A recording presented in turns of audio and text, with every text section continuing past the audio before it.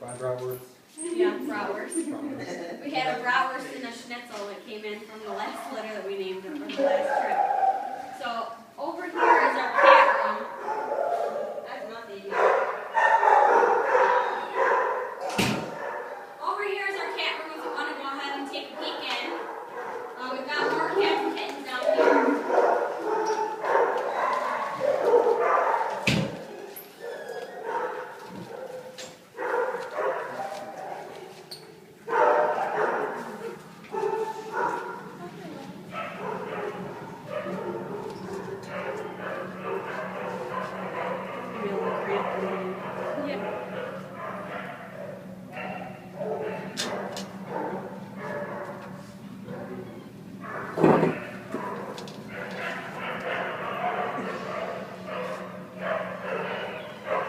Basically, this is where we keep more of the overflow of cats that we have at the shelter. Typically, if people ask to see more cats than are down here, we'll take them to upstairs where you guys already saw, or maybe they have a specific color, or male or female, or fur length. We can kind of direct them to where they need to go based on where we have the cats located. Obviously, I mean, it's just an extra room for extra cats to come in. We've always got that going on. As you can see, we'll probably be moving some cats and kittens down here as we've got a couple empty cages too.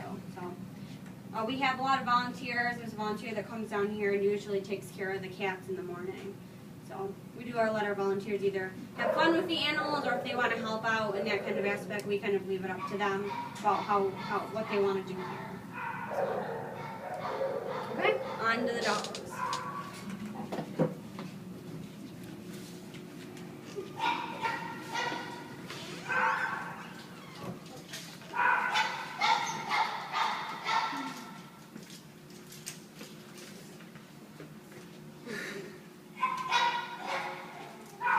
Once we get in there, like I said, it's going to get really, really loud. It's not going to be too loud because we don't have a ton of dogs right now. It's a good thing that they go so quick, but I guess for the tour, you guys would like to see a little bit more. But again, if you're interested in coming down and kind of seeing the new dogs that we get in, we're getting them in Thursday, probably earlier in the morning. If you wanted to come down maybe Friday and check some of the dogs out, feel free.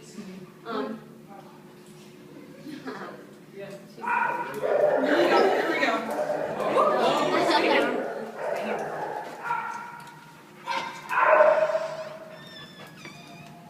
Just love these. No cats for you. Come on.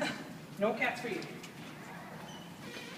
Fern, I know we were talking a little bit about where we get some of our dogs. Fern was an owner surrender. The people were actually going to be losing their house. She's a 3-year-old dog. She's a boxer mix. So as you can see, it kind of crosses those lines which we were talking about. We do take dogs in locally, and we also take dogs of different kind of ages in here, not just limited puppies. So there is kind of a variety for everybody. Fern will need to go to a home with no cats, as she does not like cats. She likes to chase cats. And also she can be picky about which dog she likes as well. As you can see, she's a little on the chunky side. She came to us pretty chunky, and she was not exercised. So we try to, like as you see, the volunteers get her out. She's very strong with the harness and make sure she gets out and is walked, so she's getting the exercise that her breed needs. Okay? I'm just curious, when you adopt a dog, do the clients come, do they need to know the background, do you need to know the client's background, their history before you adopt them, or do you let them, or do you judge them right on the spot? The dog's the person. How much more time? The person. 15 minutes at least. She said he's a what? The person. We typically don't put too much stock in the person that's releasing the dog. For all we know, the person could be a wonderful person and they have a horrible dog, or they could be a horrible person with a wonderful dog. If we're taking the animal in, what we like to do is do a behavior evaluation on them, on the dog, and see how the dog, if it would be a good fit for our shelter. Is it going to be aggressive? Is it going to be biting anybody? How does it handle with medical care? We have Girl Scouts, young children, people with families that do come to the shelter to adopt and volunteer. I'm sorry, it's a little off right now. I mean, when a person comes and they want to adopt an animal. Oh, okay, adopt an animal. Do you have to check their background and their history? Do you feel like to make sure they're a right match, or do you just do it right on the spot? We let the dogs go home that same day, but we have a process in which needs to be followed through every applicant. We have them fill out an application before they adopt a dog that needs to be reviewed by our shelter director. We need to see where they live. Do they live in an apartment? We call their landlord. Does their landlord allow pets? We make sure that if there's other dogs in the home, that those dogs are going to be a good fit for each other. Is this dog going to be a good fit for the person? We know these animals a lot of the times more than the person might think that they do. We try to match dogs up. We ask them, what are you looking for? What kind of dog would you like? What are some characteristics that you would like? And we try to match people up with the personalities that we know from the dogs. If people go in there, they might think that Fern is a great choice for them, and they have 5 cats at home, and she'll be wonderful when she comes home. Us knowing Fern, we would not allow somebody to adopt her that does have cats in the home, knowing that it could jeopardize her or the cats. So there is a screening process. Also, something that our hospital does that nobody else does, or our adoption center, we work with Rochester Animal Services with what's called the Bully Best Friends. Is something that we created, the Bully Best Friends program. Rochester Animal Services is known for having almost nothing at their shelter but pit bulls. Obviously, there's a very, very negative stereotype about pit bull kind of breeds. What we do for Rochester Animal Services is we pull some of the nice pit bulls that are wonderful dogs that are going to be, the wonderful dogs that are going to be a good match for people, that are good with children, good with other dogs. We do take those dogs out of that shelter and we bring them to our shelter to try to change the stereotype that people have about pit bulls. Typically, we never have any really mean or nasty pit bulls here. And if there are any animals in our shelter that don't like other dogs, don't like other cats, need special people to walk them, we make sure that that's clearly marked and known to all the volunteers so that we're not having any issues as well with any of the animals. Our Bully Best Friends program, we do have a higher screening process. That is because our adoption fees are only $100 for our pit bulls. They also come with a free training session from our trainer, Mark Patrick. Due to the lowered adoption fee, a lot of the times you'll get people that just want a cheaper free dog, or a person that might want to use a pit bull for fighting or for a bait dog for a fighting ring. So when a person comes in here, and we don't think that they're going to be a good match for that dog after all that that dog has been through, we do not adopt out to that person. Obviously, some people, when we do reduce adoption fees on some dogs, we have to be extra cautious of the way that we do things.